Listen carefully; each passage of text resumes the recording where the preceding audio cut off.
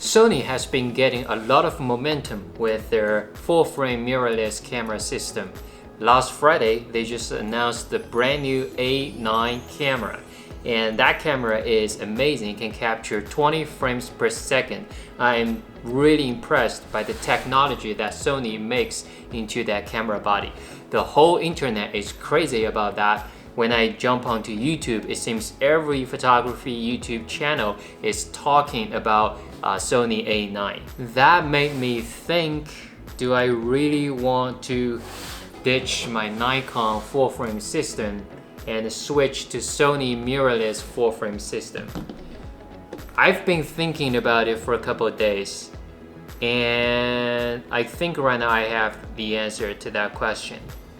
By the way, I mostly do landscape photography, so for me, if I need to switch to Sony system, I probably would think about Sony A7R or A7R II instead of Sony A9, because Sony A9 is targeting for those photographers that need fast action, like sports photographer, wildlife photographer, and I'm just not shooting that type of photography. If you don't want to watch the whole video, the short answer is no, not right now.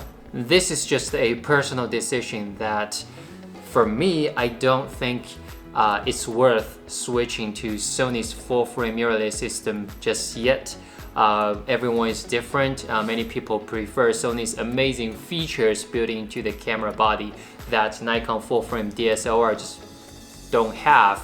That's fine if you want to switch to a Sony system because of those amazing features. I'm just saying, for me, I decided to stick with Nikon's full-frame camera system as for now, and I will explain why. The biggest complaint that I have with Nikon's full-frame system is they are just too heavy. I have Nikon D750 and then Tamron 15 to 30mm ultra wide angle lens, and that's a f2.8 lens, and then Sigma 24 to 70 and the Tamron 70 to 300, because instead of 200 I do like the extra reach beyond 200mm. And I just found carrying 3 lenses in the camera body is too heavy for me if I want to hike more than 3 miles in the mountain. And I just don't want to go that far because I really feel the weight on my shoulder.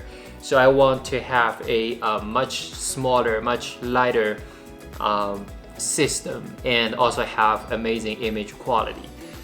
The question is Sony's full-frame mirrorless camera system is much lighter than Nikon's full-frame DSLR system? Let's find out. Let's look at 3 lenses. The first one is standard 24 to 70 f2.8 lens, and the second is 70 to 200 f2.8, and the third one is ultra wide angle zoom f2.8 lens.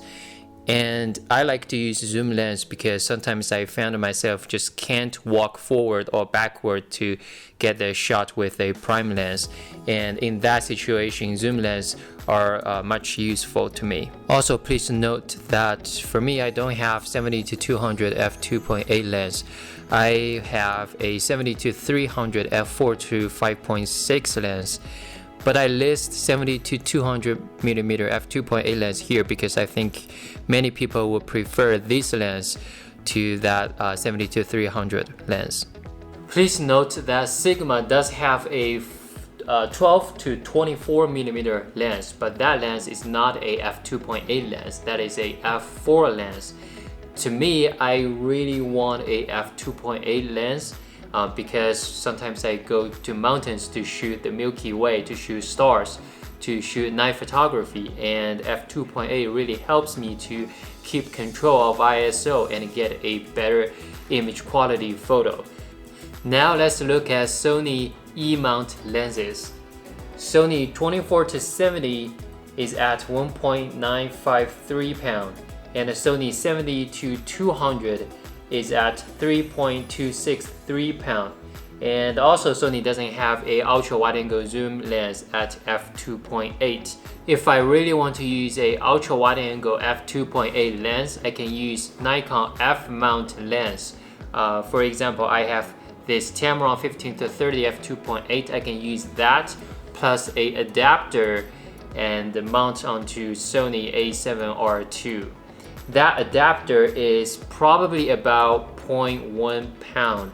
I can't find its weight anywhere on the internet, but I found the battery for Sony A7R II is about 0.094 pounds. So I estimate that the weight of the adapter is about 0.1 pound.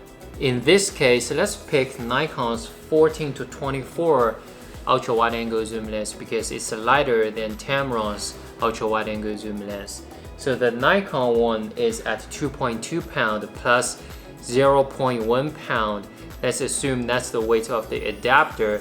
So that gives us 2.3 pound for the ultra wide angle zoom lens at f2.8. And now we comes to a total 7.7 pound for Nikon and 7.529 pound for Tamron and 7.516 for Sony for those three lenses set up. So as you can see right now, they're very close. Sony is the lightest, although the difference is, I would say, negligible. Now let's add the weight of the camera body. Nikon D750 is at 1.65 pound and Sony A7R II is at 1.378 pound.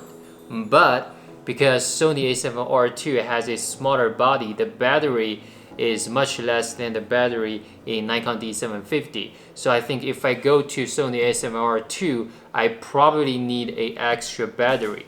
And the battery itself is about, I just mentioned the battery is another 0.094 pound. Let's keep that in mind. So basically I add 0.094 to Sony's camera body and I get the total camera body weight is 1.472 for Sony and 1.65 for Nikon D750. And that gives us a total that for Nikon, the total is going to be 9.35. For Tamron lenses plus Nikon D750, we get 9.179 pound. And for Sony, Sony native 24-70, 70-200 plus Nikon ultra wide angle zoom at f2.8 lens plus the adapter plus Sony A7R II with extra battery, the total is going to be 8.988 pound. Which means if you use all Nikon lenses and switching to Sony full frame mirrorless system, this can save you about 0.362 pound. Also keep in mind that this is based on an assumption that 2 Sony batteries can last as long as 1 Nikon DSLR battery. And to be honest, I think it probably takes three Sony batteries to last as long as 1 battery for Nikon DSLR. Now let's look at how much of money it costs you to buy Sony lenses and the Sony A7R II. For Sony A7R II, the camera body only on B&H, the price is $2,698. And for Sony 24-70 at f2.8, it's gonna cost you $2,198. And for Sony 70-200 f2.8 lens, it's gonna cost you $2,598. For me, I mostly shoot stills, and I'm pretty happy about the image quality coming out of Nikon D750. 24 megapixel is big enough for me, and I probably don't need 42 megapixels, which Sony A7R II offers. And basically what I want is just a lighter, a more compact camera setup. It doesn't make sense to me to spend like $7,000 to switch to Sony which only saves me about 0.25 pound. That's why I bought Fujifilm X-T2, because it's a APS-C size sensor, and that means the camera body is smaller, more compact. That also means all the lenses for Fujifilm X-T2 is also smaller and lighter. But the thing with Fujifilm X-T2 is right now Fuji doesn't have a ultra wide-angle zoom that has f2.8. They do have 10 to 24 millimeter, which is 15 to 36 equivalent on full frame sensor. But that lens is at f4. People may argue that the best feature with mirrorless camera is what you see is what you get. So basically you see the final result before you hit the shutter release button. But with my Nikon D750 or any DSLR that has a live view, I suppose, that you can have this feature. I mean, sort of, you can have this feature. So basically this is my Nikon D750. When I go out and shoot any landscape photos, basically I turn on my camera and then I switch to live view.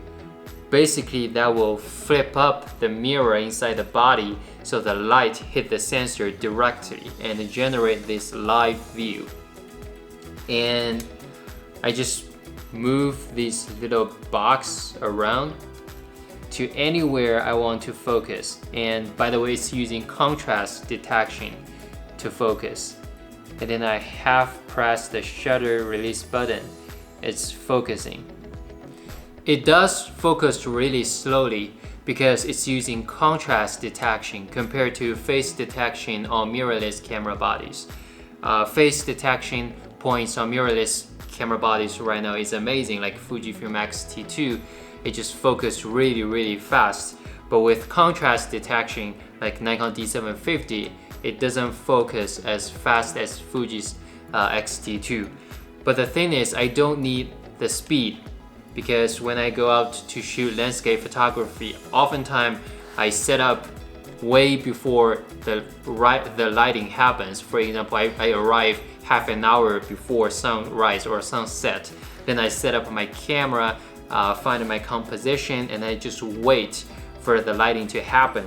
And I can just focus on mountain, focus on rocks. You know, they're not moving, there are still objects.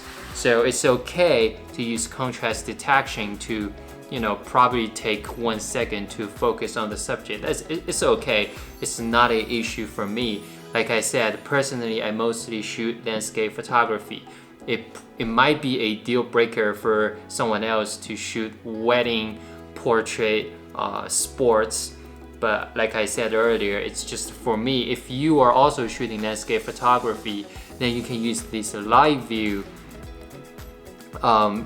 Even though it doesn't focus that fast, but it's okay. It's not a problem. It won't be an issue for you if you are shooting landscape photography. And basically, you are using your DSLR like a mirrorless.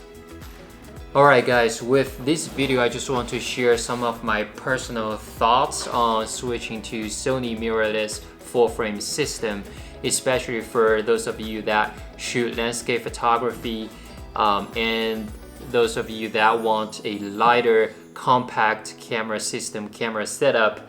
I just want to share some of my findings with you if you really want a compact camera, a lighter camera.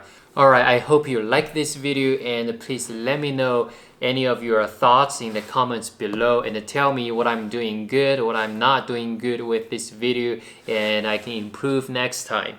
So see you in the next video.